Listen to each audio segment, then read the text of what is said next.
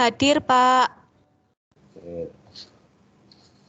Ayu Prameswari Putri. Hadir, Pak. Oke. Dian Agustin. Hadir, Pak. Oke. Erma. Hadir, Pak. Oke. Esti Putri. Hadir, Pak. Oke. Fadzila. Hadir, Pak. Oke. Fitriani.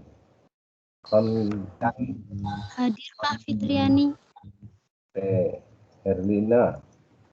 Hadir, Pak. Oke. Kartini. Hadir, Pak. Hendri Andanto Afi. Hendri hadir, Pak. Oke. Yulia. Julia hadir, Pak. Lutfi. Hadir Pak. Riani. Hadir Pak. Safira. Hadir, Pak. Safira hadir. Setiawan. Setiawan Rista hadir, Pak. Sela. Erin. Hadir Pak. Ada. Sela hadir Pak. Carane rada gedhe Mbak. Siti Pujiastuti. Siti Pujiastuti hadir, Pak. Juliana. Juliana hadir, Pak. Yuniasari.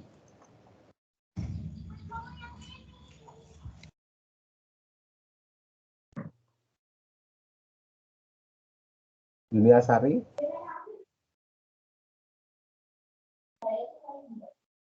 Ada? Belum. Zaki. Hadir Pak, Zaki hadir Pak. Oke, ya. Yuniasari belum. Tadi jam pertama enten niku, Pak. Ada jam pertama. Ada, Pak. Nanti suruh laporan ya. Nggih, Pak. Ya, oke. Screenshot sudah. Terus tunjuk Mas. Saya bertanya dulu tentang tugas yang pertama kemarin. Tugas yang pertama kemarin ada masalah.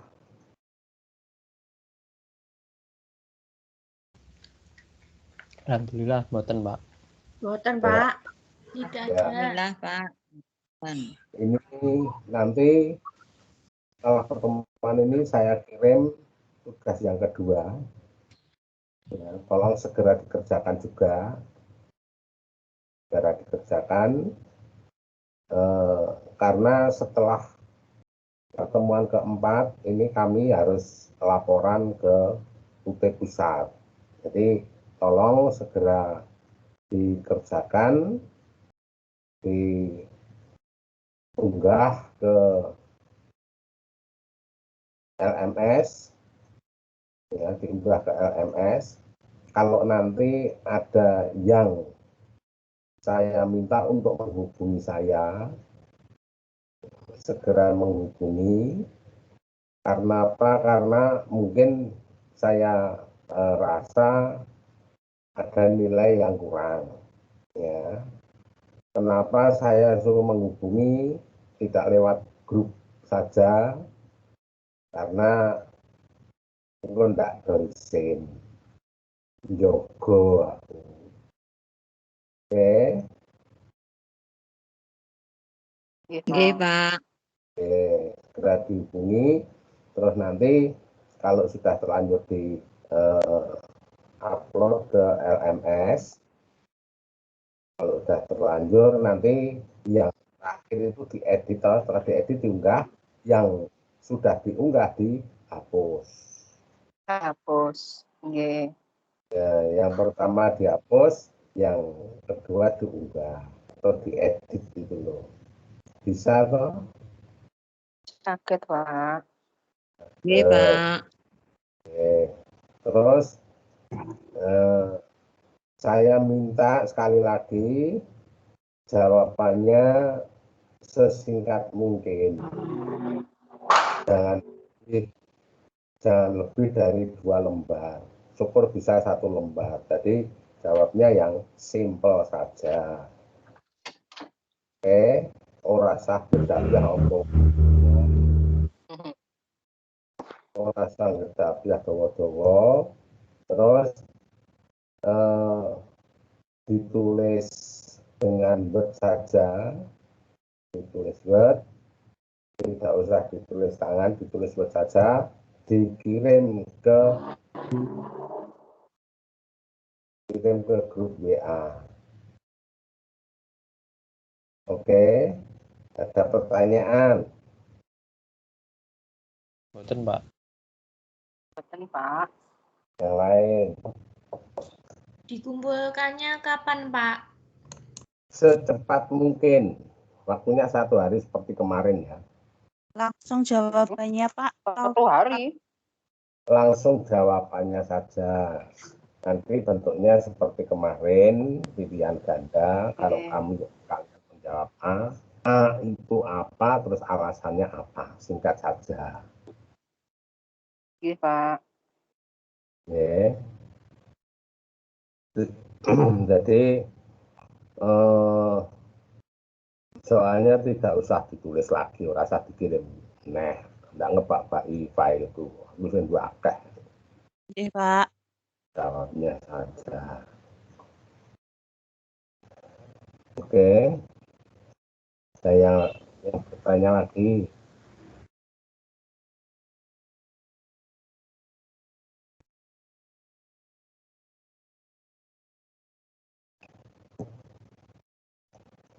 Sudah tidak ada? Boten, Pak.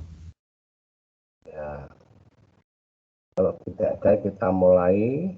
Assalamualaikum warahmatullahi wabarakatuh. Waalaikumsalam warahmatullahi wabarakatuh. Kita mulai yang pertemuan ini. Mungkin nanti tidak sampai penuh jam 12 ya mungkin. Pusing sekali ini. Oke.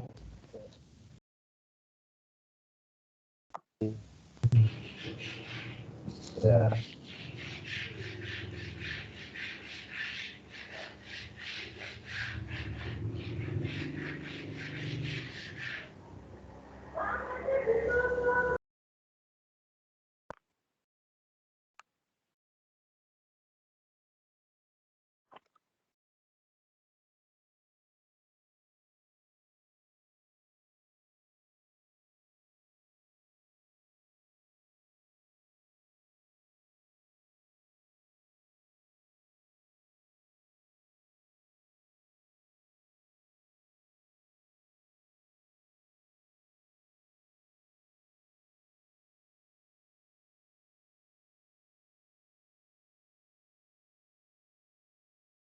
Tambah apa di situ?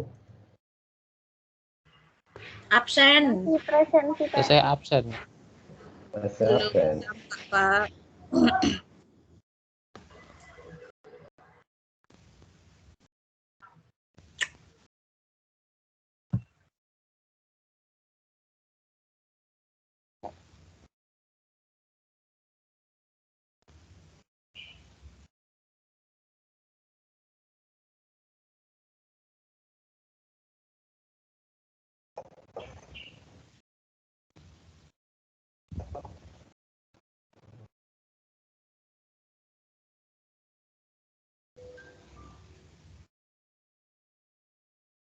Sudah tambah.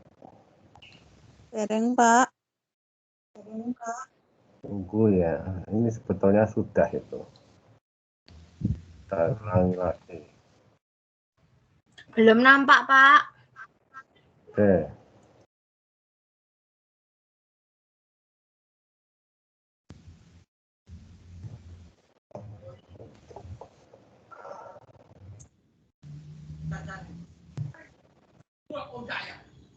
Sabar ya.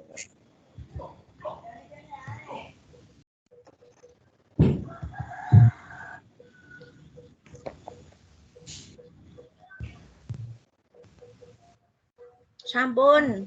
Ya. Ampun, Pak. Sampun. Oke.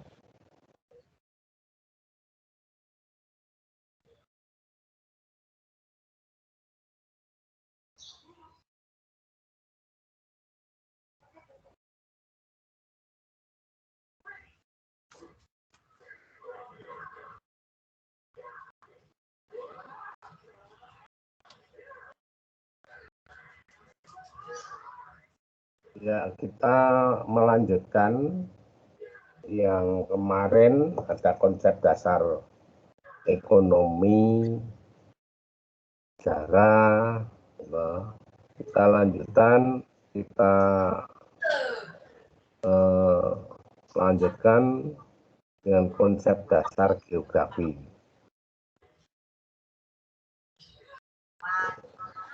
Geografi itu ada sebagian orang yang mempunyai anggapan bahwa geografi itu adalah perbuatan atau aktivitas yang berhubungan dengan peta.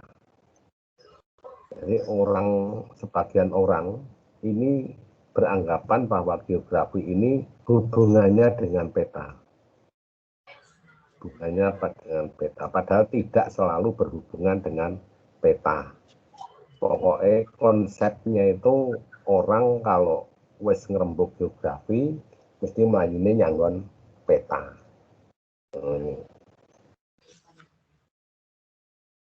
Nah, orang beranggapan seperti itu karena apa? Orang beranggapan seperti itu, mereka itu mempunyai pendapat bahwa untuk mempelajari geografi harus mampu membuat peta. Orang mempelajari geografi harus mampu membaca peta.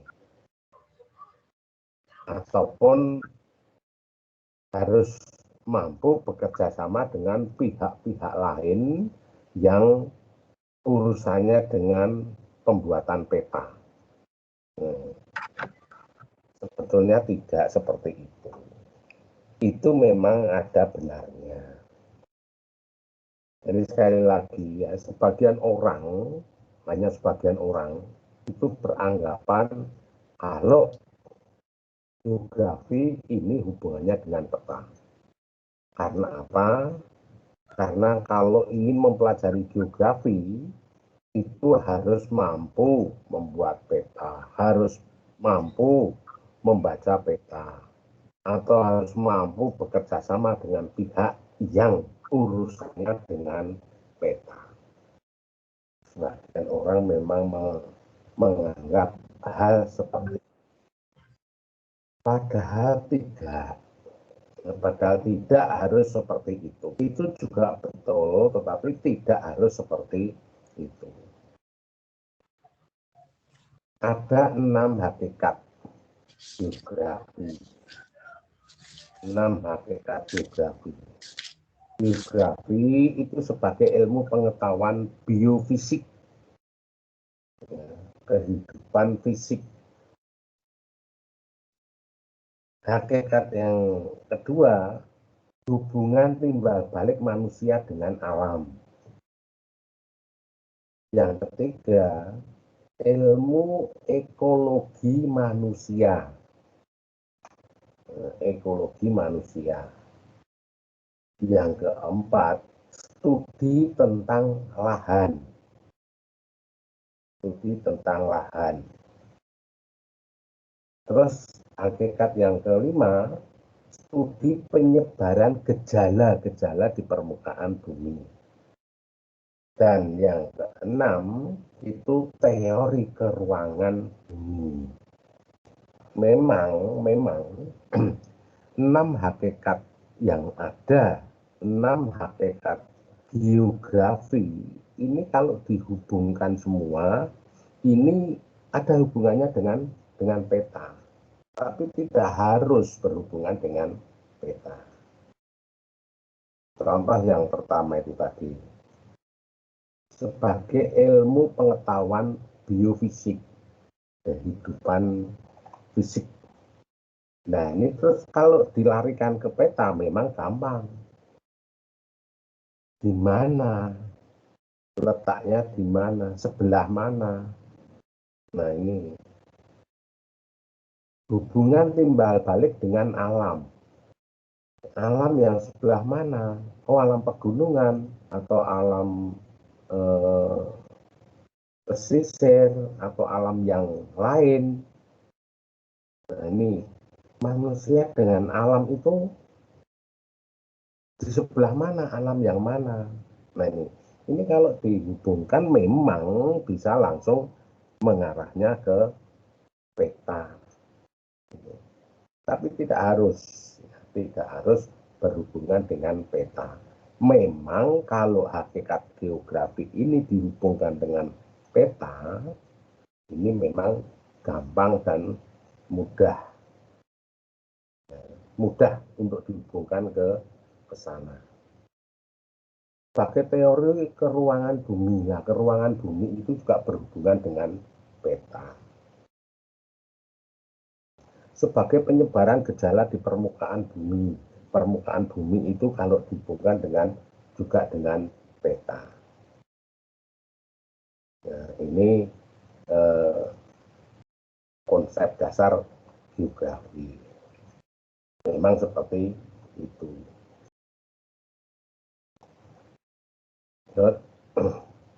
Nah, kajian materi geografi, kajian materi itu kadang-kadang dipelajari oleh ilmu lain, yaitu sebagai objek material. Objek material dalam geografi, objek geografi yang khususnya pada objek material, ini memang kadang-kadang dihubungkan dengan ilmu yang lain. Contoh, antara geografi sosial dengan sosiologi itu hampir sama.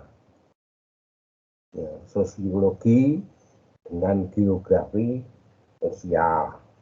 Ini memang kalau kita kuliah khusus di Fakultas Geografi, baik itu Fakultas Pendidikan Geografi maupun Fakultas Geografi Murni, ini di sana akan dibahas, ya, banyak dibahas, ada geografi sosial, ada geografi alam, dan seterusnya. Nah, untuk geografi sosial, ini memang ada hubungan yang sangat erat dengan sosiologi. Ya, karena apa? Karena sama-sama mempelajari kelompok manusia di suatu tempat. Ya, ini kadang-kadang memang ada yang dibahas di ilmu lain. Contoh lain, geografi fisik. Geografi fisik. Seperti tadi saya katakan, kalau kita kuliah di jurusan geografi, baik itu FKIP maupun geografi murni, akan ketemu banyak materi kuliah tentang geografi, ada geografi fisik, ada geografi sosial, dan seterusnya.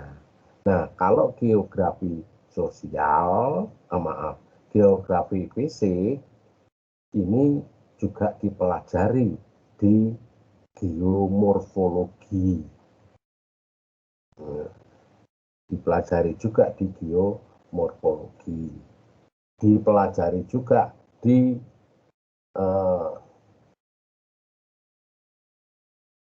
yang mempelajari tentang alam, ada geodesi, ilmu tanah, ada geodesi, dan masih banyak lagi. Jadi sekali lagi, secara objek material dalam geografi yang mempunyai 6 hakikat itu tadi, itu memang kadang-kadang ada yang dipelajari di ilmu yang lain. Terus geografi ekonomi. Geografi ekonomi Geografi ekonomi itu membahas tentang kebutuhan manusia. Ilmu ekonomi ini juga membahas tentang kebutuhan manusia. Kebutuhan manusia akan barang dan jasa dalam memenuhi kebutuhannya. Ada kesamaan. Geografi ekonomi juga dipelajari di ilmu ekonomi. Jadi secara objek material ini memang sangat luas. Kajian geografi ini sangat luas di objek materialnya, yaitu bisa mencakup fisiknya, bisa mencakup manusianya, bisa mencakup hubungan antara manusia dengan lingkungannya, ya, dan masih luas lagi.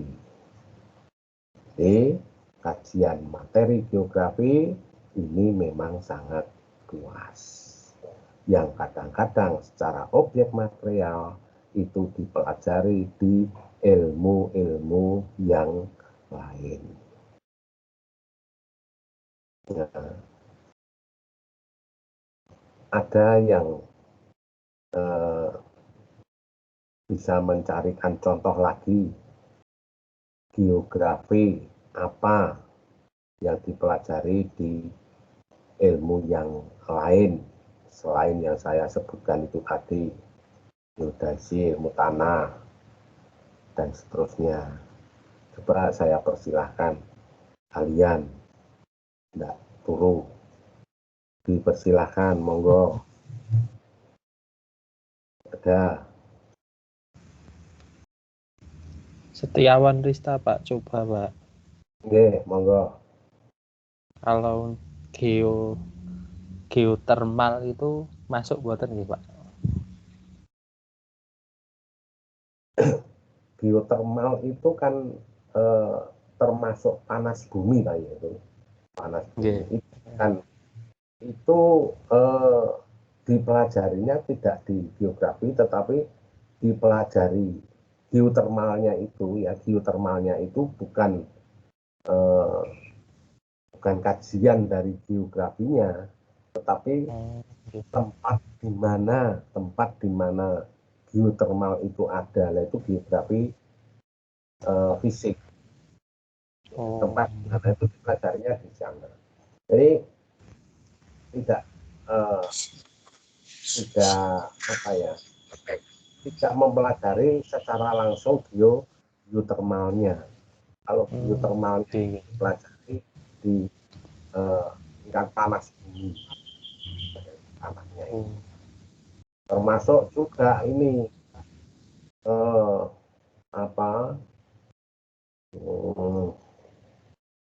gunung berapi. Gunung berapi itu secara khusus ini dipelajari di ilmu gunung berapi, ada itu ilmu gunung berapi. Tapi di geografi ini hanya dampak-dampaknya, penyebabnya apa. Tapi secara khusus mempelajari tentang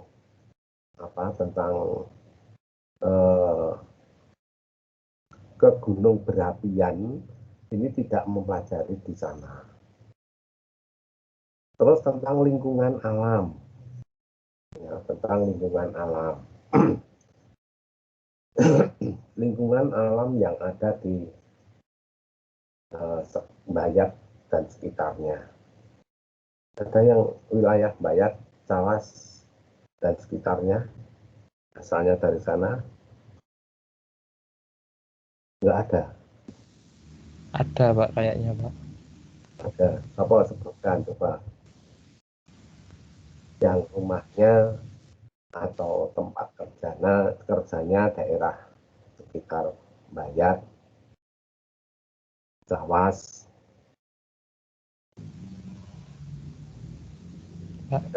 Mbak Konita kayaknya Pak. Mbak Mita. Ayo Mit, Mbak Konita ini kayaknya ini. Ya. Ngomong ondo.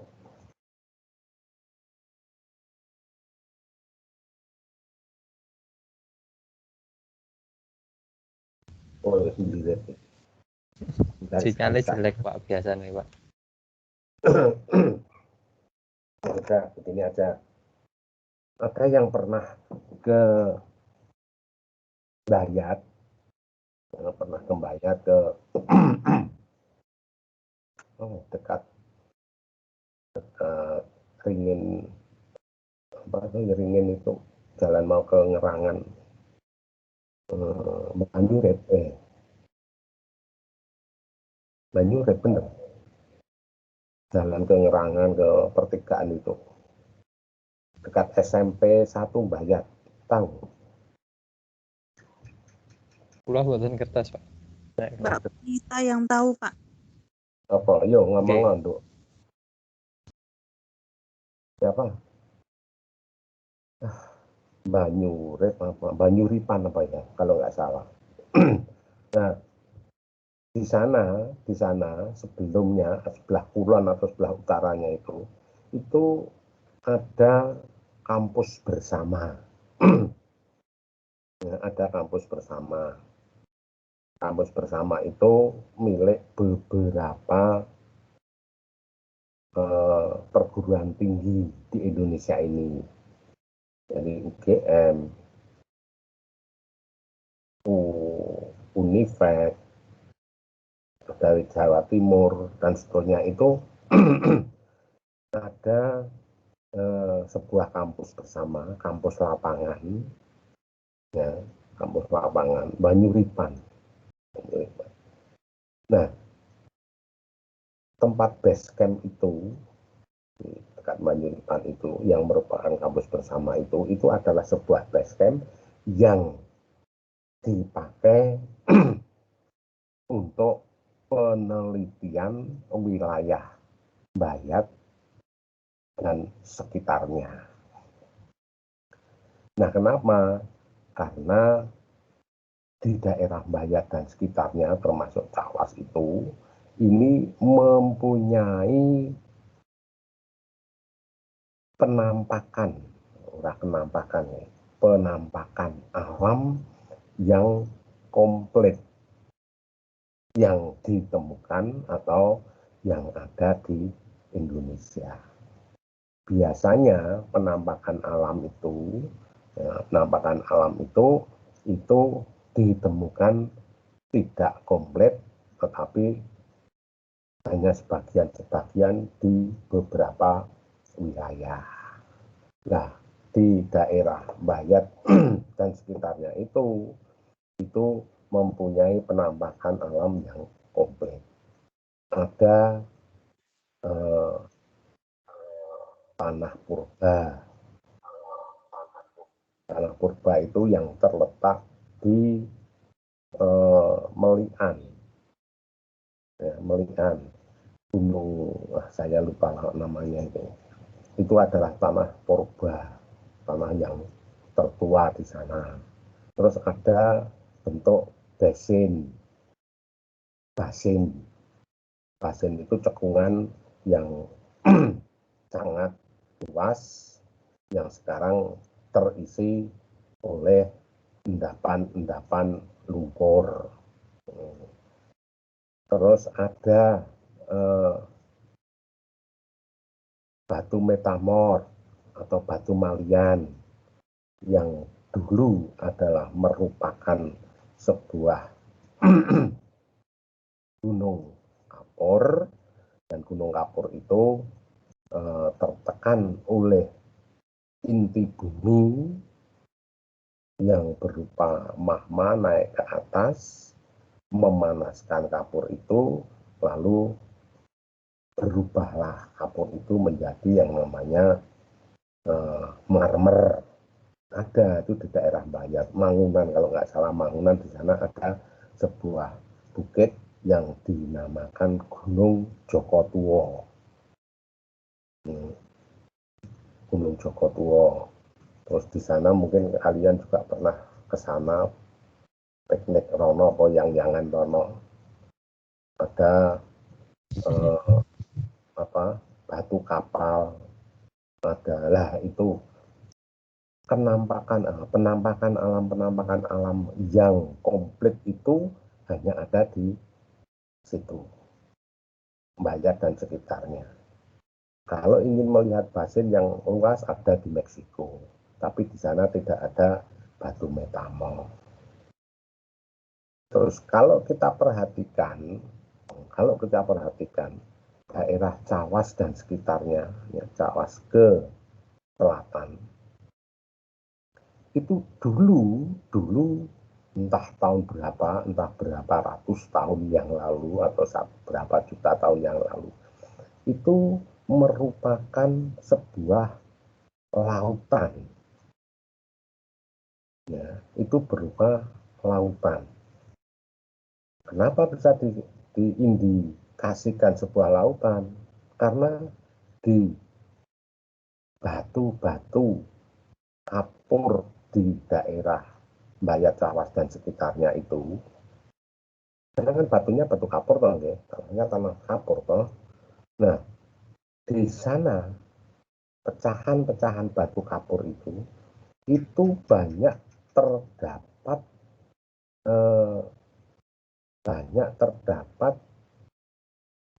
bekas cangkang kerang. Tahu kerang?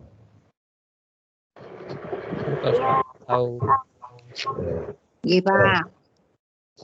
Kerang itu kan hanya bisa hidup di lautan. Nah, cangkang kerang itu banyak terdapat di sana. Lalu banyak juga terdapat biota laut yang sudah, katakanlah sudah punah, tetapi bekas-bekasnya masih ada menempel di sana. Terus diindikasikan lagi daerah Mbayat ke selatan, Cawas.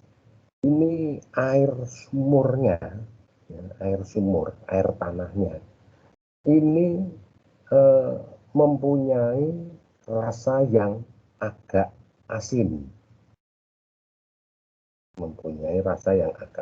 Nah, di penelitian dari perguruan tinggi itu mengindikasikan bahwa di wilayah situ dengan ditemukannya ada magmer, ada basin, itu diindikasikan kalau dulu situ adalah lautan. Nah, geografi ini hanya mempelajari hal-hal yang seperti itu. Tetapi yang dipelajari oleh ilmu lain, geomorfologinya atau geodesinya, ini mempelajari lebih dalam lagi tentang bagaimana terjadi seperti itu. Geografi ini manut dari ilmu-ilmu lain tersebut. Geografinya tidak meneliti, tidak mempelajari sampai detail. Terus di geodesinya di daerah situ juga, dulu ada yang ngebor untuk air sumur, air artetis itu sampai 100 meter belum keluar air. Tapi dari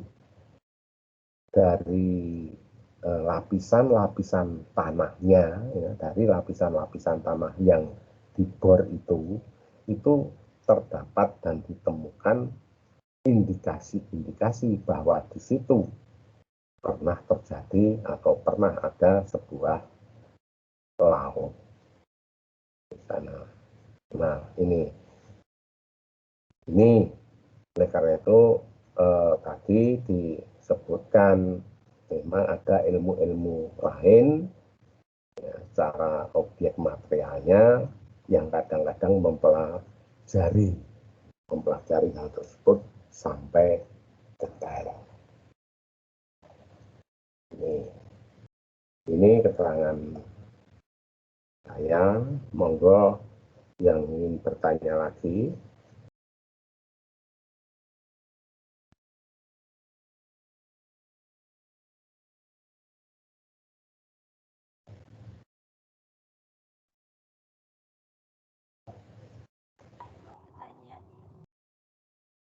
Silakan.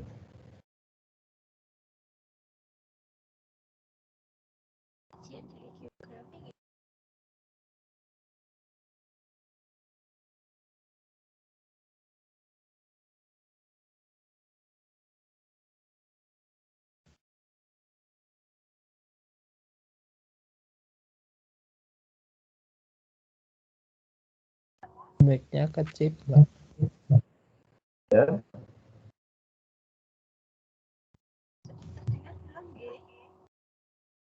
Mbak Esti mau tanya tapi mic-nya kecil itu, Mbak. Oh. Silakan Mbak Esti, gede-gede.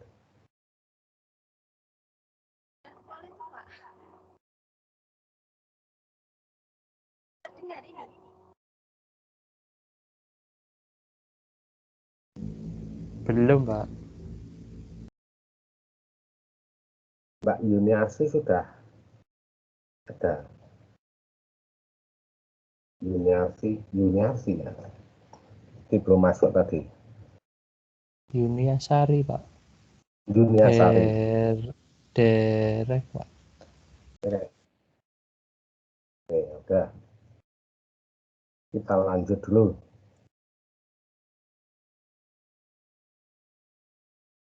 Pendekatan materi geografi.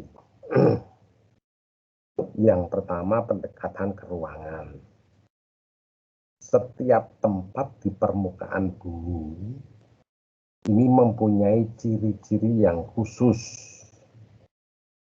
yang dapat dibedakan antara tempat yang satu dengan tempat yang lain. Nah, ini pendekatan ke ruangan. Jadi permukaan bumi ini, tempat yang satu dengan tempat yang lain ini dapat dibedakan karena masing-masing mempunyai ciri-ciri khusus. Nah, oleh karena itu konsep tempat itu dinamakan wilayah atau region.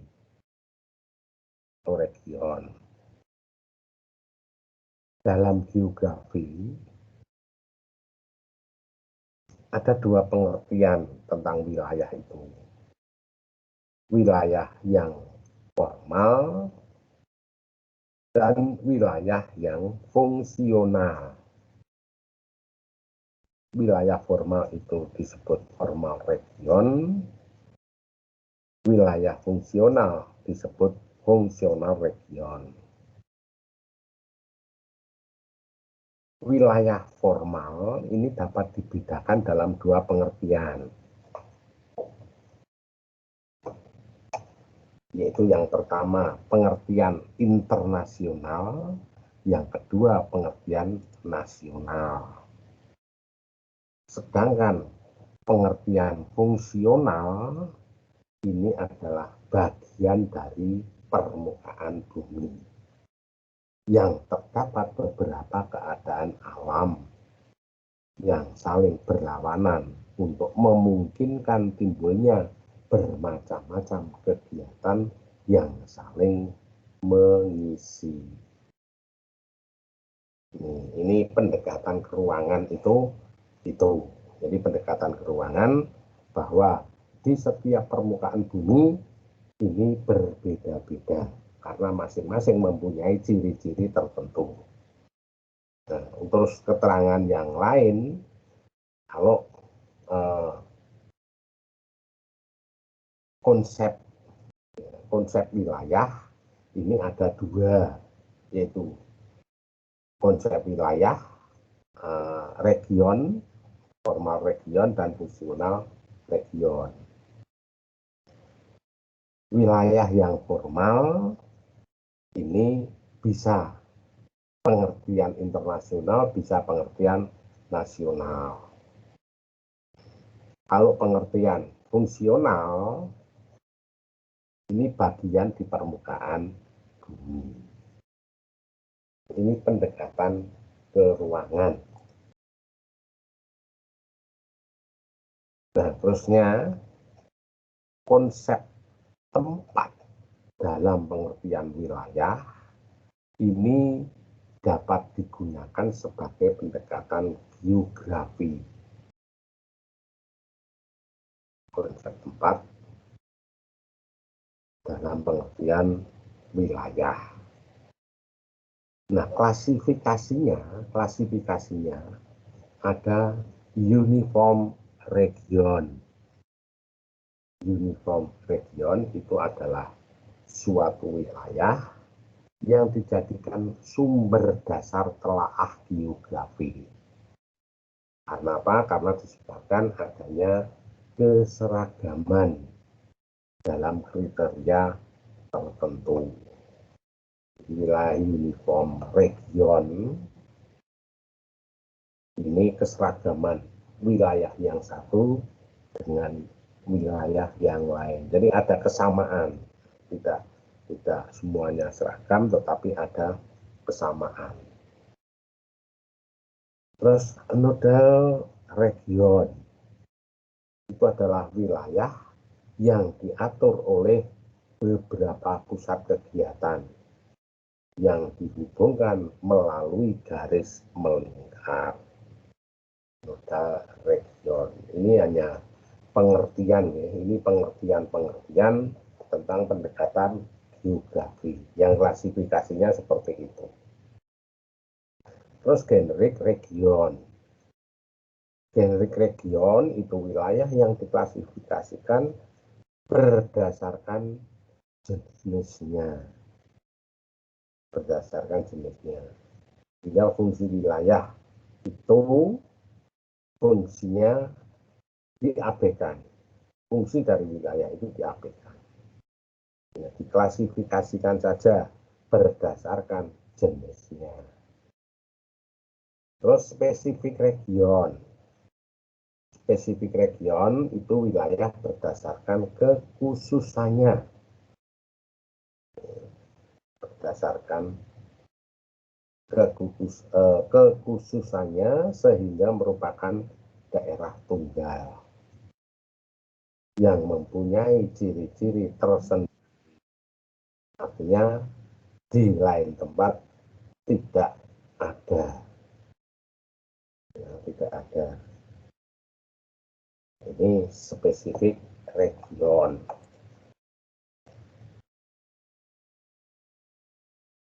Dilanjut pendekatan materi geografi. Untuk menganalisis pola geografi itu diperlukan yang pertama memahami peta, proyeksi, skala, dan bagaimana foto itu direkam. Nah, ini untuk menganalisa pola-pola geografi. Yang kedua, mengetahui metode statistik yang digunakan dalam memilah-milahkan faktor yang dipakai untuk menjelaskan pola-pola geografi yang diamati. Yang ketiga, memahami teknik penilaian yang mampu menjelaskan perubahan pola-pola geografis yang dinamis. Teknik penilaiannya bagaimana, kok bisa pola geografisnya itu berubah-ubah secara dinamis. Metode statistik yang digunakan dalam memilahkan pola geografi itu bagaimana. Terus bagaimana foto-foto wilayah, peta skala, proyeksi itu dibuat. Nah, ini adalah pendekatan geografi. Dalam menganalisis geografi itu ada pendekatan seperti itu. Beberapa contoh fungsi peta sebagai berikut. Yang pertama, untuk memberikan informasi pokok dari aspek ruangan sebagai alat dalam menganalisis, dalam mendapatkan kesimpulan, sebagai alat menjelaskan penemuan-penemuan yang dilakukan, lalu sebagai alat menjelaskan rencana-rencana yang akan dilaksanakan. Inilah fungsi dari peta. Oleh karena itu, tadi di awal disebutkan, sebagian orang ini beranggapan mempelajari geografi itu mempelajari peta. Karena dalam geografi peta sangat penting. Apa pentingnya? Itu tadi, bisa memberikan informasi pokok, alat menganalisis, terus alat menjelaskan penemuannya, terus alat untuk merencanakan yang akan datang, merencanakan apa yang akan dilakukan pada masa yang akan datang. Ini adalah fungsi dari peta. Sekali lagi, oleh karena itu sebagian orang beranggapan mempelajari geografi juga mempelajari peta. Sampai di sini dulu. Ada pertanyaan, sanggahan, ataupun tanggapan, saya persilahkan.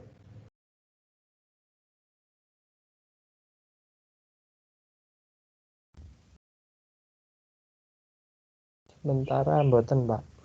Dari saya. Yang lain? Ini Pak, masalah yang kaitannya dengan pendekatan materi geografi, apa yang umpamanya kita itulah yang astronot yang meneliti di bulan itu juga termasuk, Pak. Asmane sinten, Dik? Bu Hartini, Pak.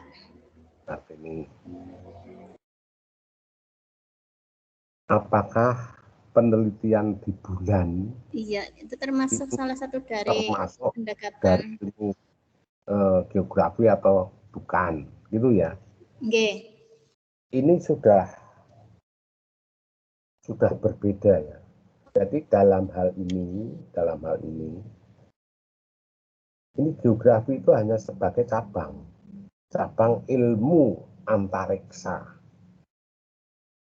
Cabang ilmu antariksa. Karena apa? Karena yang dipentingkan di sana dalam hal ini itu adalah antariksanya. Piye iso tekan bulan. Ya, bagaimana bisa sampai bulan. Tapi kalau arti ini bagaimana bisa datang bulan. Nek ora presake. Nggih, ditulis. Ya toh? Ya. Nah, di dalam antariksa piye iso carane tekan bulan, terus yang bulan di bulan itu meneliti, menggambar, dalam menggambar, dalam memfoto, dalam memproyeksikan, dan dalam mengukur skala di bulan itu adalah memang itu urusannya geografi. Tetapi di sini geografinya itu nunut dari antariksa itu. Jadi orang yang meneliti itu memang mempunyai keahlian dalam menentukan itu tadi peta, proyeksi, skala. Ya. Ini ada memang ada ilmu geografinya di sana. Ahli geografi atau ahli peta, ahli proyeksi, ahli skala sana itu menggambar. Jadi memang bermacam-macam disiplin ilmu sampai di sana, sampai di bulan ini diperlukan. Nah, mau di bulan kan tadinya kan hanya berapa orang tuh di sana, astronotnya itu. Astronot. Nah, terus di sana terus di foto apa-apa yang ada diteliti, termasuk batuan-batuan yang ada di sana diteliti. Ini ada ilmu kegeografiannya, memang ada di sana. Tapi yang penting iso tekan kono sik. Ini, nggih, kan? Nggih. Yang lain?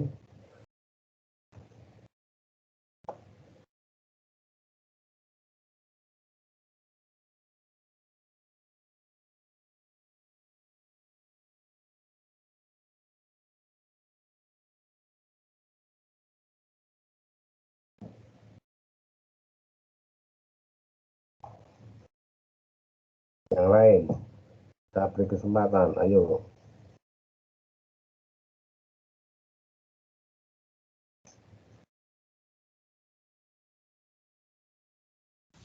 Saya Pak Setiawan Rista Pak. Lagi Pak. Ya. Berarti nek untuk geologi itu termasuk cabang atau masuk ke geografi atau pripun Pak? Jadi geografi, kalau geologi, geodesi, ya, itu adalah cabang ilmu tersendiri, ya, cabang ilmu, Okay. Ya, bukan termasuk geografi, tetapi juga mempelajari tentang kegeografian, seperti tadi yang pertama itu tadi, nah, ya, meneliti tanah, meneliti bebatuannya, ya, geodesi, geologi bebatuannya ini juga juga ada di ilmu geografi, tetapi akan lebih mendetail di geologinya. Ya, bukan cabangnya dari geografi, tapi disiplin ilmu yang lain yang lebih detail.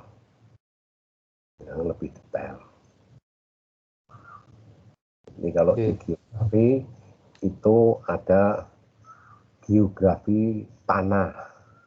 Nah, ini di geologinya itu ada geografi bebatuan, geografi sosial, geografi ekonomi. Nah, atau gampangannya ini Mas, gampangannya kita mengertikan kalau geografi itu hanya menelaah tentang kulit-kulitnya dari ilmu-ilmu yang lain yang lebih mendetail. Ya, seperti geologi, ya, bebatuan loh, itu yang di utek-utek khusus bebatuannya saja. Bebatuan kok isong ini. Itu bagaimana? Tetapi kalau geografi itu disebut dengan geografi bebatuan itu tadi. Ya. Ini tidak sampai mendetail bagaimana ada di sana. Yang mendetail ya Pak, ya geologinya itu. Geografi ekonomi. Itu yang mendetail apa? Ilmu ekonominya yang mendetail. Tetapi geografi juga mempelajari tentang ekonominya. Podo-podo mempelajari tentang kebutuhan manusia. Tetapi yang lebih mendetail itu geografi ekonominya. ilmu ekonominya, geografi ekonominya tidak sampai mendetail. Sosiologi, ya, sosiologi itu ilmu mendetail tentang manusianya, itu sosiologi. Tapi di geografi itu juga mempelajari tentang manusianya, yaitu geografi sosial. Ya, geografi sosial. Ini kita memahami secara simpel saja seperti itu. Kalau geografi tidak begitu, tidak sedetail, tidak sedalam ilmu-ilmu murni itu. Nah, ilmu-ilmu murni itu yang disebutkan itu yaitu tadi sosiologi, ada geografi kejiwaan. Geografi kejiwaan itu akan lebih detail, itu dipelajari di psikologinya. Nih, itu ya Mas. Yang lain. Saya Pak Julia Sanggarwati, absen 15.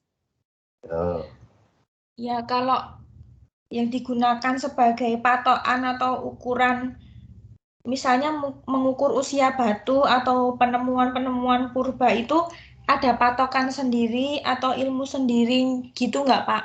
Atau alat-alatnya itu sebagai patokannya tuh apa? Kok bisa tahu ini tuh usianya 1000 tahun gitu, itu bagaimana Pak?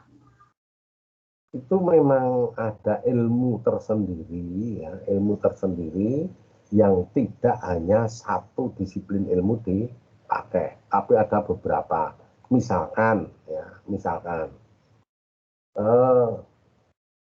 menemukan patung, ya, menemukan patung.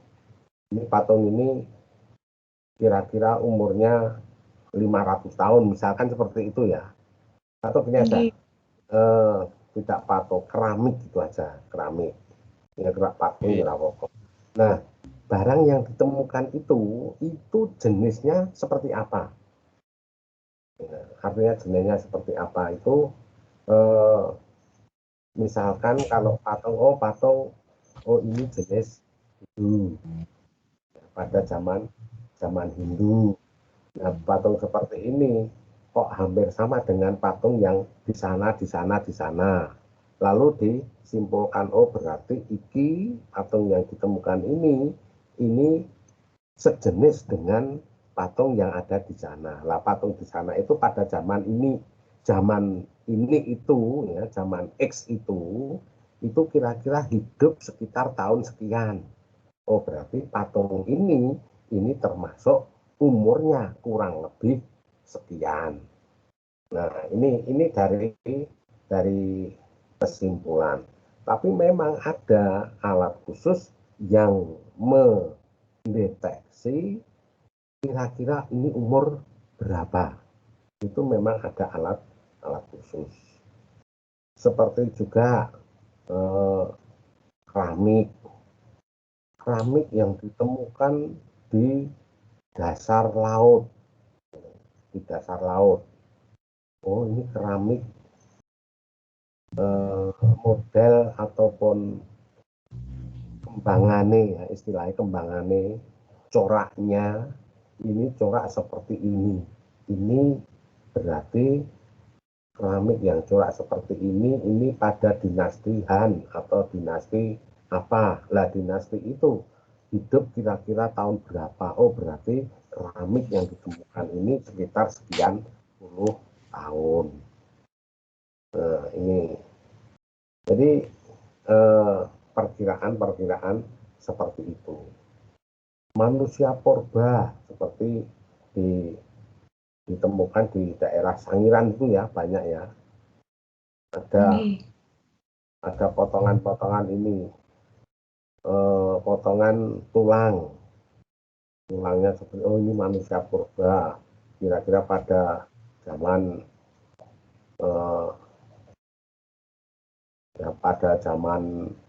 manusia berdiri tegak atau pada zaman Pithecanthropus, itu perkiraannya seperti itu. Kok iso dinosaurus itu diperkirakan hidup di sekian abad yang lalu, berjuta tahun yang lalu, kok iso seperti itu? Lah itu memang karena ada perkiraan-perkiraan seperti itu. Ditemukannya fosil tulang yang bisa menjadi fosil itu kira-kira biasanya itu sekitar sekian ribu tahun baru bisa menjadi fosil. Ini terus memperkirakan tahun-tahun yang lalu. Tuh, jadi itu dipakainya disiplin ilmu yang komplit, perkiraan maupun alat khusus yang ada. Jadi mereka pun juga mempunyai perhitungan, ya, mempunyai perhitungan dalam menganalisis itu mempunyai perhitungan sendiri. Kalau ditanya, kok iso ngono piye Pak? Kurang ngerti, itu ya ahlinya. Fosil kalau kayu mungkin bisa ya, kayu jati ini umure pirang tahun ngono ki iso. Digaji bunderane kayak neng piro. Di dalam lingkaran yang ada di seratnya kayu jati itu kan nek cilik, oh iki pas kemarau. Kalau bunderannya itu ada luas, ini pas musim penghujan. Makanya kalau di serat kayu jati itu mesti bunderannya kayak lho Mbak, nek digaji. Itu ada serat-seratnya. Cilik gede ngono mesti. Ora gede, cilik enggak. Karena apa? Karena hidupnya pohon itu juga berdasarkan musim. Nek akeh air maka subur cepat gede. Nek ora neng banyu ora subur ora gede-gede kan gitu. Lah itu dapat dilihat dari serat-serat kayunya itu. Nih, itu Mbak. Nggih Pak, terima kasih. Esti mau ya, sitotakono Mas. Ya Pak, saya Pak. Sudah terdengar belum Pak? Sudah. Ya, saya mau tanya Pak. Jadi kalau pemecahan masalah geografi itu bisa dilakukan melalui pendekatan ke ruangan nggih Pak nggih? Ya, bisa dengan pendekatan ke ruangan bisa. Ya, Bapak bisa memberikan contoh masalah geografi itu, contoh secara realnya itu seperti apa gitu nggak Pak? Maksudnya yang gimana Mbak? Contoh geografi secara real. Iya, maksudnya ada kasus gitu loh Pak. Jadi kasusnya itu contohnya seperti apa dan cara pemecahannya itu seperti apa kan masih belum bisa gitu loh Pak. Membayangkan gitu loh. Begini ya, geografi ini memang tidak lepas dari keruangan, tidak lepas dari tempat. Tempat itu ruang. Kalau sejarah tidak lepas dari masa lalu. Nah, ekonomi tidak lepas dari kebutuhan manusia. Nah, geografi yang tidak lepas dari keruangan ini maksudnya geografi itu pasti kita bicara geografi pasti konotasi kita pasti akan menuju kepada sebuah ruang, sebuah tempat, ya, sebuah ruang sebelah tempat. Oleh karena itu, saya ulangi lagi di sana. Oleh karena itu, sebagian orang, sebagian ahli ini mesti mempunyai, ya, sebagai ahli mempunyai pendapat geografi tidak bisa lepas dari peta. Itu. Karena apa? Karena peta itu menunjukkan suatu tempat, menunjukkan suatu ruang. Nah, yang dimaksud dengan pendekatan keruangan itu adalah bahwa mempelajari geografi ini harus mempunyai asumsi kita ada di sebuah ruang atau di sebuah tempat. Ya, itu pendekatan keruangan. Ada di sebuah tempat. Nah, tempat itu apa? Tempat itu yang bagaimana? Tempat di mana sesuatu itu akan diteliti. Akan meneliti, misalkan yang ada di Mbayat itu tadi,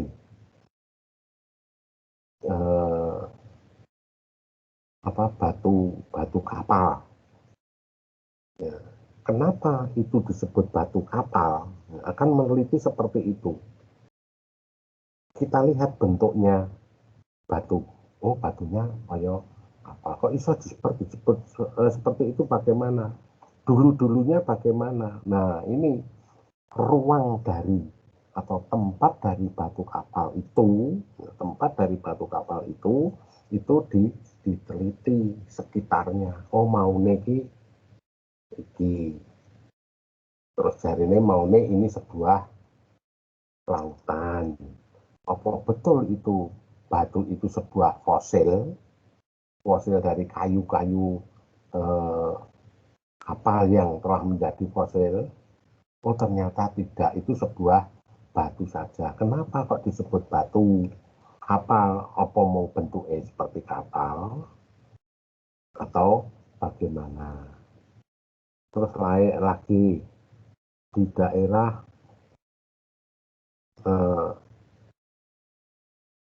Parangtritis, ya, itu ada yang namanya batu ndok. Jadi di sebuah kali, ya, itu ada batunya itu bentuknya bunder-bunder kayak ndok ngono kae. Nah, kenapa itu terjadi? Kok bisa dibentuk? Karena ruang di wilayah itu, setelah diteliti, ruang di wilayah itu terjadi erosi yang sangat halus. Artinya terjadi berpuluh atau beratus-ratus tahun dengan erosi yang sedikit demi sedikit, terus batunya lari atau batunya keli, batunya hanyut, terjadi gesekan dan berputar-putar batu yang hanyut itu, akhirnya di bawah itu berbentuk bulat. Maka itu disebut batu endok. Lah, bagaimana itu batu endok terjadi? Lah, itu penelitiannya seperti itu. Maunya yang ini seperti ini. Batu itu tadinya dari pegunungan sana. Itu kan menunjukkan tempat, ya, menunjukkan ruang. Nah, itulah yang dinamakan pendekatan keruangan.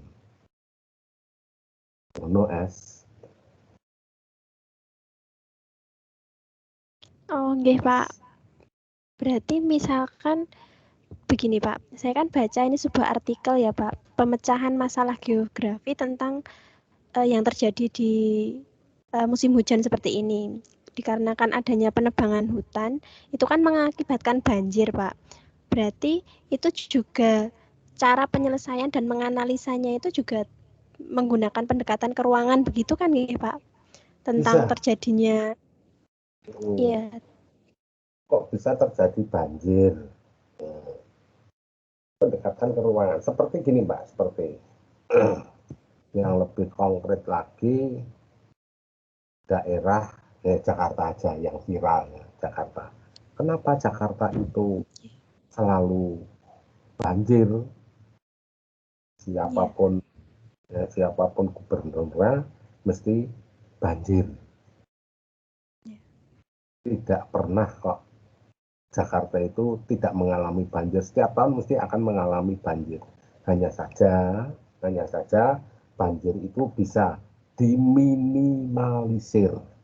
Dengan apa?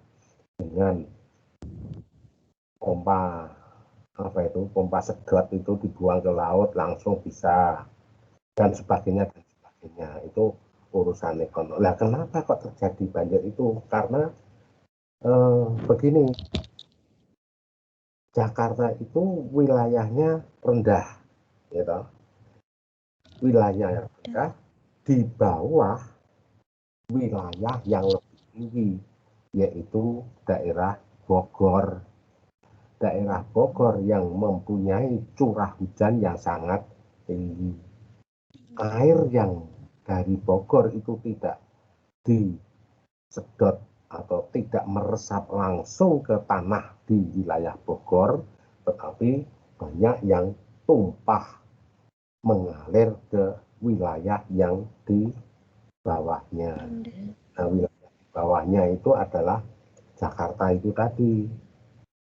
Nah, ketika Bogor itu diadakan atau katakanlah penahan air yang ada di wilayah atas di Bogor itu banyak yang rusak, maka air selalu lebih cepat mengalir ke wilayah yang di bawahnya. Oleh karena itu wilayah bawahnya mesti akan banjir. Ditambah lagi saluran air atau pengairan atau sungai-sungai yang ada di wilayah bawah, yaitu Jakarta itu banyak yang rusak. Kenapa rusak? Karena bantaran sungainya dipakai untuk pemukiman. Airnya tidak bisa lancar. Nah ini, oleh karena itu itulah yang disebut dengan pendekatan ke ruangan itu seperti itu. Jadi tidak hanya satu sisi saja, tapi dari beberapa sisi ruang, kok iso ini. Dulu di Semarang itu ya, Semarang itu yang namanya Tanjung Mas. Tanjung Mas itu adalah sebuah tempat penampungan air dari laut. Ini yang Tanjung Mas. Nah sekarang Tanjung Mas dibuat perumahan, ya, di atasnya yaitu Bongsone Ungaran, Gunung Pati itu rusak alamnya, airnya turun ke Semarang, airnya tidak bisa mengalir langsung ke laut karena Tanjung Mas dibuat perumahan, sehingga terjadi drop kembali ke daratan. Stasiun Pocong, Kotawang kayak klub, sehingga dinaikkan. Itu dulu sudah ada peneliti atau ada tata ruang kota. Itu sudah istilahnya menegur, di sana jangan dibuat perumahan, di sana biarlah seperti itu, karena itu sebagai tampungan air. Nah karena kebutuhan, yaitu tadi terusan, itulah terjadi. Jadi pendekatan ke ruangan itu tidak hanya satu ruang yang diteliti, tetapi dari bermacam-macam keadaan suatu ruangan atau suatu tempat. Jadi kalau kita bicara di geografi, ke ruangan itu orang kok ruang kamar mandi atau ruang itu tidak, tapi tempat. Oke, ST. Nggih, Pak. Sudah paham. Insya Allah. Kalau tidak ada, tolong di screenshot lagi. Ya, screenshot lagi untuk yang pertengahan. Dipersilakan.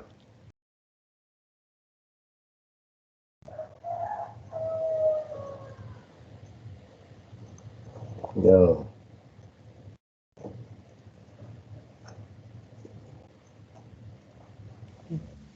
Sampun, Pak. Sudah? Sampun. Saya tanya Yunia Sari tadi gimana? Ini tadi saya WA Mbak Yunia Sari, trouble Pak katanya apa? Mau masuk lagi enggak bisa. Ini masih diutak-utak masih belum bisa, Pak. Soalnya kemarin sudah ditegur dari pengawas ya. Kemarin tuh kalian dengar toh? Itu ada satu yang belum masuk, itu Yunia Sari ya. Itu kan nek iki kok ora eneng meneh, tidak kelihatan lagi kan, aku kudu alasan piye ngono loh. Saya hanya semoga Mas dihubungi lagi. Kan nganggo wae, kan nganggo HP nesek wae. Ya, Pak. Biar masuk. Kalau dia udah masuk kan ada terekam di UT. Berbagai nanti kalau dia udah masuk sampai lewat HP itu nanti tolong dilaporkan di screenshot lagi biar dia tampak. Oke? Nih, jangan hubungi Mas. Lanjut ya. Oke, kita lanjut. Oke, Pak. Pendekatan materi geografi. Masih lanjutannya. Ini kita bahas tentang peta. Mohon maaf, kita break dulu ya, ada adzan. Oke, Pak. Ya.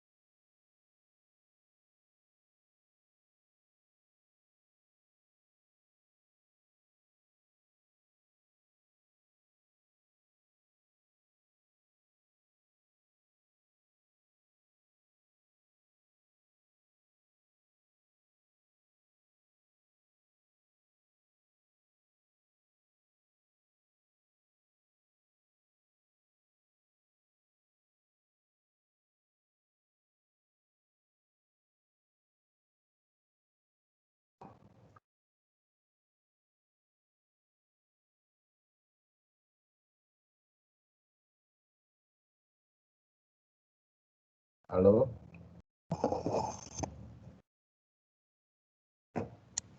Ya, halo Pak. Iya, halo Pak. Ya. Pak, halo Pak.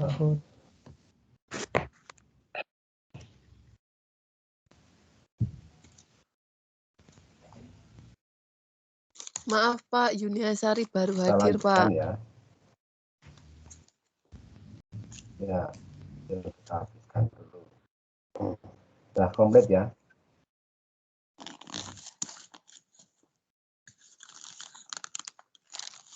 Kita lanjutkan dengan pendekatan materi geografi masih.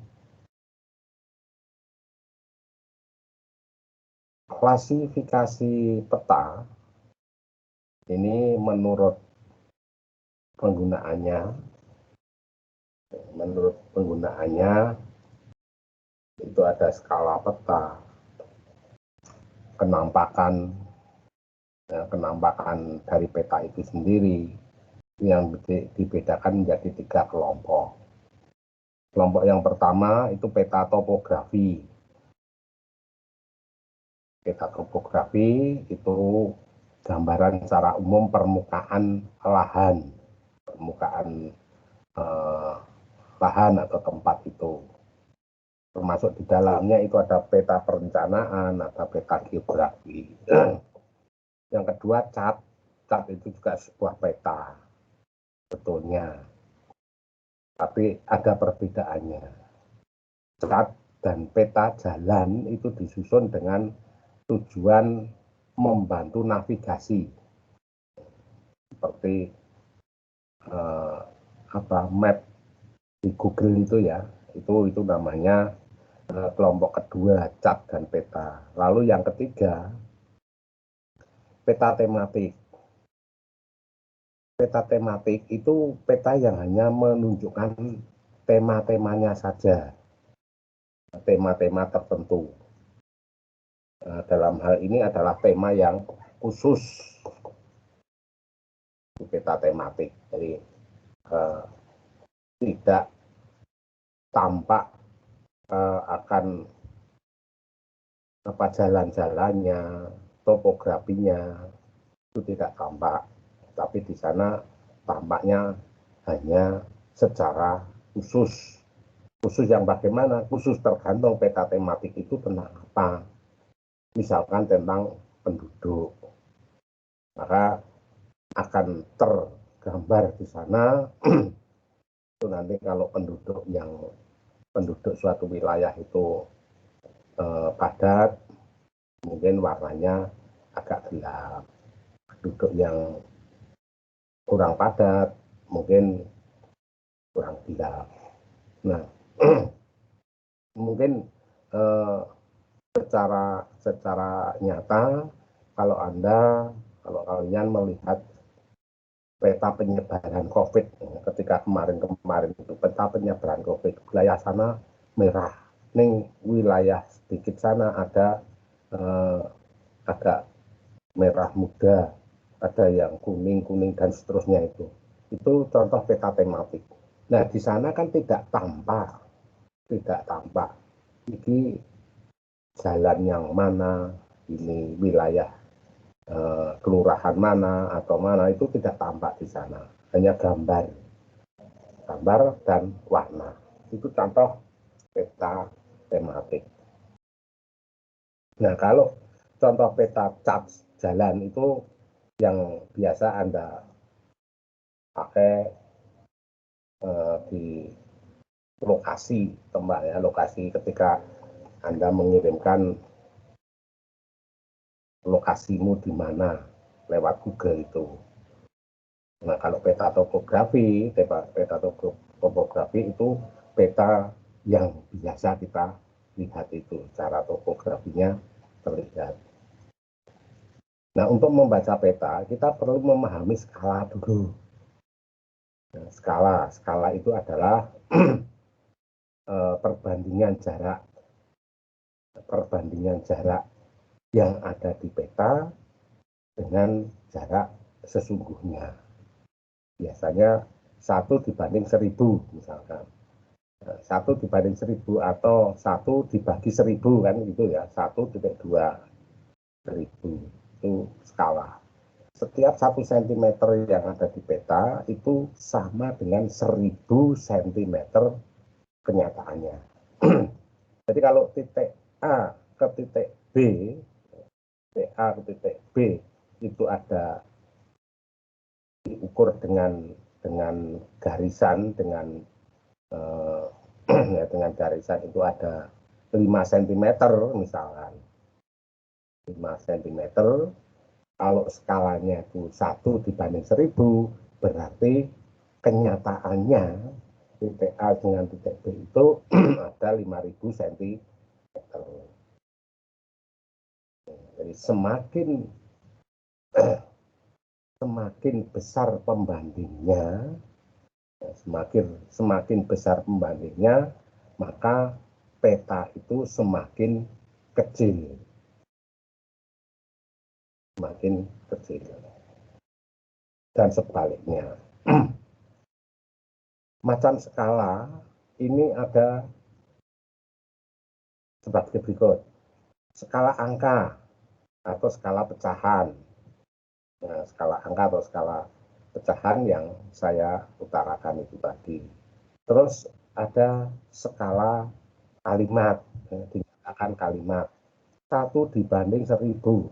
Kalau skala angka pecahan itu tadi, yaitu tadi angka 1.2 1000. Terus skala grafis, ya, skala grafis itu cara scale line, ya, graphical scale line. Jadi bentuknya seperti grafik. Itu macam-macam skala. Bentuknya seperti grafik. Kita lanjut ke pendekatan ekologi. Kalau pendekatan ekologi itu lebih menekankan pada fenomena geosfer. Fenomena itu kenampakan, ya. Kenampakan geosfer tertentu. Nah, kalau kita bicara ekologi,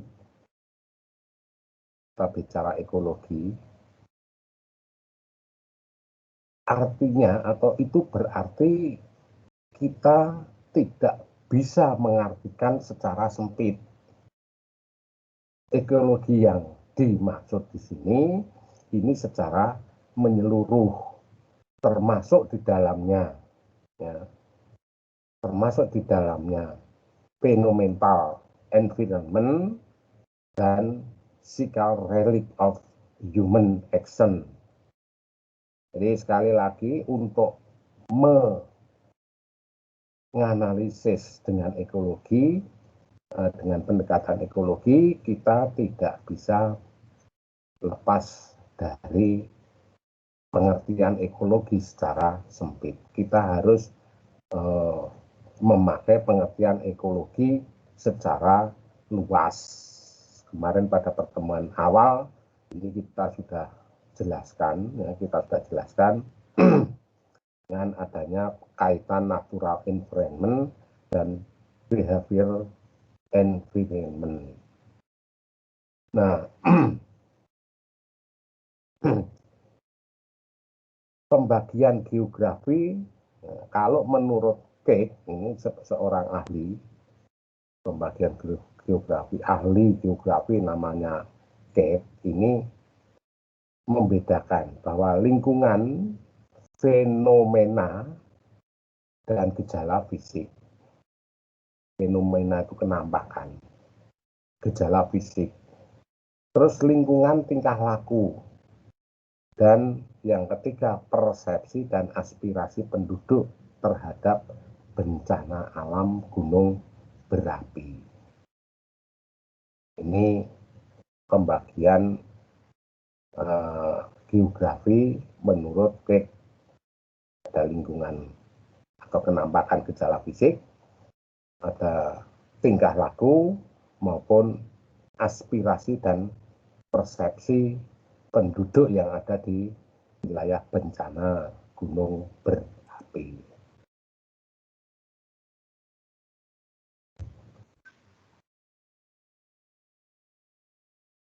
Kita lanjut. Pendekatan kompleks wilayah dan presentasi peta.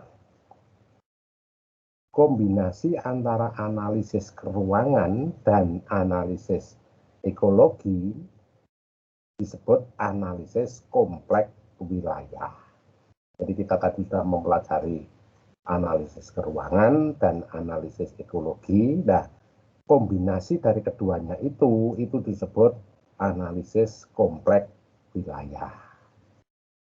Analisis kompleks wilayah ini akan dihampiri dengan pengertian areal differentiation. Nah, pengertian areal differentiation itu adalah anggapan bahwa interaksi antar wilayah akan berkembang karena pada hakikatnya suatu wilayah berbeda dengan wilayah lain. Nah, wilayah yang satu dengan wilayah yang lain ini ada perbedaan. Nah, oleh karena itu karena ada perbedaan ini, maka mereka saling berkembang. Nah, oleh karena itu terdapat permintaan dan penawaran antar wilayah tersebut. Karena adanya perbedaan wilayah ini, maka terjadi permintaan dan penawaran di antara wilayah yang berbeda tersebut.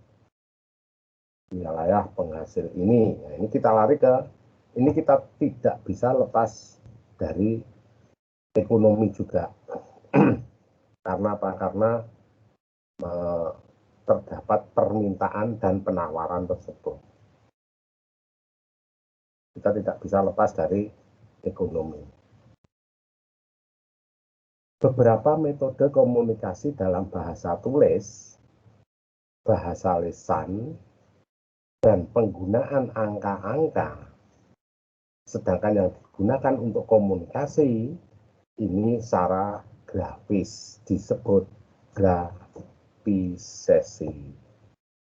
Di komunikasi itu bermacam-macam, ada bentuk tulis, bentuk lisan, numerik atau bentuk angka, dan dari ketiganya ini disebut grafisasi atau komunikasi dengan menggunakan grafis.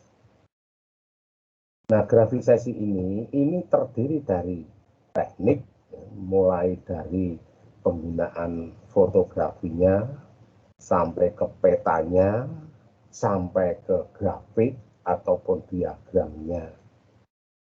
Nah, semuanya itu disajikan dalam grafis.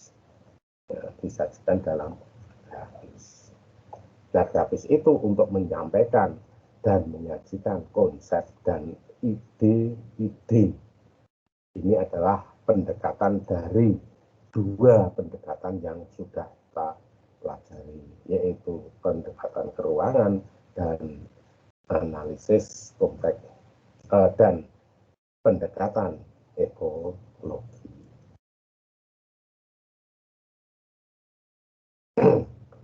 Nah, materi pelajaran geografi di SD ini adalah yang pertama, kedudukan geografi dalam IPS. Kedudukan geografi dalam IPS ini mempelajari cabang IPS, yaitu mengenai tempat atau bumi sebagai tempat tinggal manusia atau tempat manusia di dalam melaksanakan interaksi dari satu ke orang yang lain dalam lingkungannya. Terus tujuan pembelajaran IPS di SD, kalau tadi kita secara umum lah, sekarang kita masuk ke pembelajaran di SD. Tujuannya adalah satu, mengembangkan pengetahuan dasar kesosiologian, kegeografian, keekonomian, kesejarahan, dan kewarganegaraan. Hanya terbatas di ini kita SD. Kesosiologian, tentang sosiologi, tentang kehidupan manusia, sosiologi, membahas tentang manusia. Kegeografian, membahas tentang itu tadi, tempat atau penampakan suatu tempat atau tempat sebagai tempat interaksi. Terus keekonomian, berhubungan dengan ekonomi, berhubungan dengan kebutuhan manusia. Kesejarahan, ya, berhubungan dengan masa lalu dan kewarganegaraan. Sudah jelas bahwa sekali lagi tujuan IPS di SD ini membahas tentang kehidupan manusia, tentang tempat manusia itu hidup, tentang kebutuhan manusia itu di dalam hidupnya, tentang masa lalu manusia itu, dan kewarganegaraan manusia yang hidup di tempat tersebut. Cukup itu saja di IPS SD.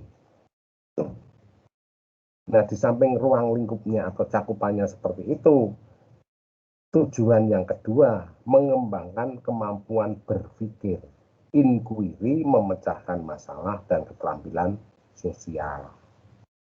Yang keterampilan sosial ini nanti kita bahas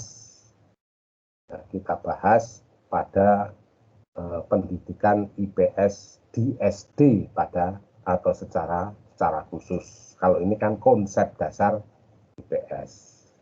Kemampuan berpikir, nah kita bahas di sana. Bagaimana cara berpikir siswa tersebut. Inquiry itu menemukan ilmunya sendiri. Jadi dengan berpikir logis, maka manusia bisa menemukan ilmunya sendiri, khususnya siswa SD. Setelah dapat menemukan ilmunya sendiri, setelah dapat berinquiry, maka siswa diharapkan dapat memecahkan masalahnya dari kehidupan siswa tersebut.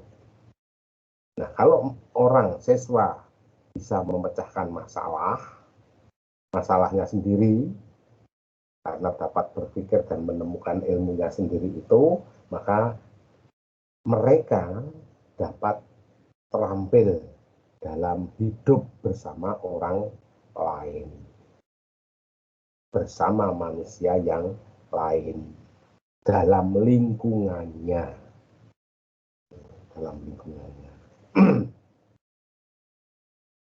Setelah mereka dapat terampil dalam hidup di lingkungan sosialnya, maka mereka siswa diharapkan dapat sadar dan berkomitmen diri menjunjung tinggi nilai-nilai kemanusiaan. Terus kalau sudah dapat sadar dan komitmen menjunjung tinggi nilai-nilai kemanusiaan, maka dapat meningkatkan kemampuannya berkompetensi dan bekerja sama dengan masyarakat yang majemuk, baik secara nasional maupun secara internasional. Nah, ini tujuan ini memang berjenjang, ya, berjenjang. Ya. Lanjut. Ada 3 esensi kompetensi dasar pengajaran geografi. Yang pertama, mampu membuat peta atau mampu membaca peta. Terus penilaian terhadap penyusunan pengelompokan fakta yang bersifat keseimbangan terhadap konsep kerumah tanggaan. Terus mampu memahami hubungan aktivitas manusia dengan lingkungan sekitar. Ini materi geografi yang diajarkan di SD. Pada intinya seperti itu. Nah, sampai di sini dulu konsep dasarnya. Saya persilahkan untuk bertanya.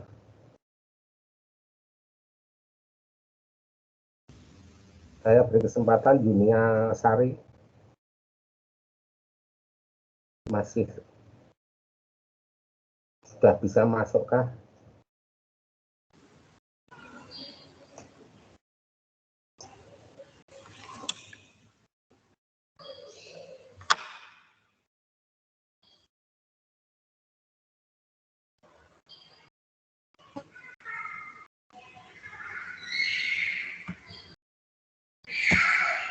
Bapak, saya hari ini boleh tanya? Yunia Sari sih mau, Mbak? Oh, Sudah bisa masuk belum? Sudah ada Pak ini. Sudah ada. Sinyal. Ayo saya beri kesempatan Yunia Sari. Kemarin Anda ditegur dari UP. Masa sekarang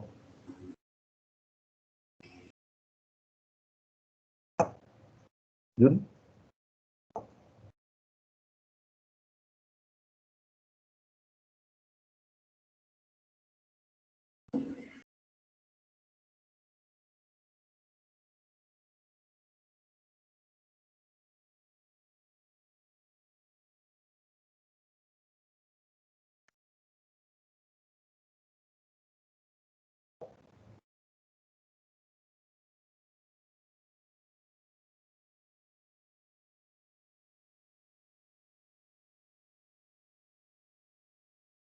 Mbak Esti Yunia Sari tolong diminta untuk kalau nggak bisa masuk atau ada gangguan di situ diminta untuk apa ya istilahnya video call ke saya biar nanti didengarkan oleh seluruhnya di sini.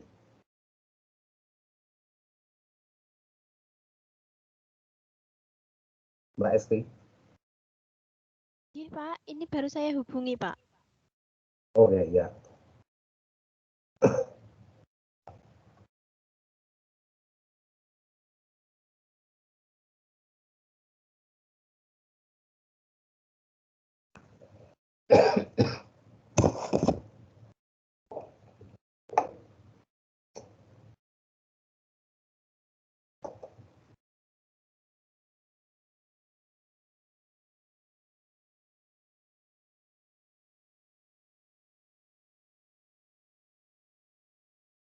Oke, yang lain tadi Hartini. Monggo Hartini saya. Iya Pak. Bentar. Ini kaitannya dengan peta, pembuatan peta geografi ya Pak, pendekatan geografi itu tadi kan diadakan ya tadi pembuatan peta gitu Pak. Apa ada rumusnya untuk pembuatan peta tersebut Pak? Kalau rumusnya membuat pembuatan peta itu tidak ada rumus yang bagaimana yang dimaksud. Tapi yang jelas itu bisa dilakukan. Ya. Ini yang kalau mau membuat peta asli ya asli dari penampakan alam yang ada ini dipelajari di ilmu yang lain, tidak di sini ya, di pertanahan ya, di mungkin fakultas pertanahan ada itu, di sana ada cara-cara membuat atau menggambar peta yang langsung dari alam yang ada. Tetapi kalau kita sebagai guru ataupun siswa membuat peta, ini cukup dari peta yang ada, itu mau diperkecil atau mau diperbesar, itu dengan yang namanya saya lupa namanya, jadi ada alatnya, ya, alat itu kita nurun nyontek. Pantograf, Pak. Oke, kartograf, oke ya, seperti 3 itu kita hanya sebatas itu. Kalau mau membuat peta, ini peta dari alam yang ada, kamu mubeng-mubeng alam terus nggak peta sendiri, itu di pertanahan, ya, fakultas pertanahan diajari itu. Untung deh. Nggih, Pak. Harus. Kartini, Pak. Oke, Kartini lah ya. Jadi itu tadi belum bisa masuk.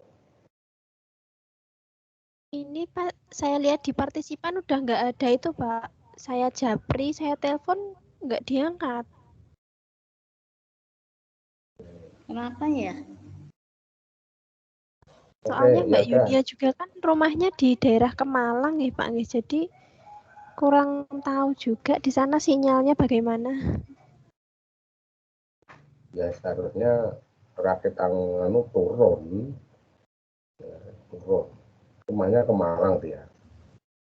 Iya, soalnya dia juga punya anak masih bayi juga sih Pak. Ya. Malang Pasang, waduh. Oke, ini berhubung sudah waktunya sudah jam 12 lebih 1 menit. Tolong di screenshot lagi, sekali lagi.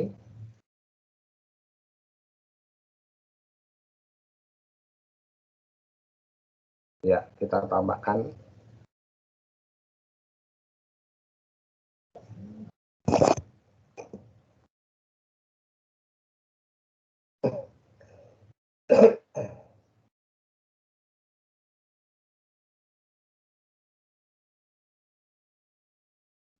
Sampun, Pak. Sampun. Oke, kalau udah karena waktu untuk pertemuan yang keempat ini kita akhiri sampai di sini. Ya, mohon maaf kekurangan saya dan selamat belajar pada kuliah-kuliah yang akan datang. Terima kasih atas perhatiannya. Assalamualaikum warahmatullahi wabarakatuh. Waalaikumsalam warahmatullahi wabarakatuh. Waalaikumsalam. Terima kasih Bapak.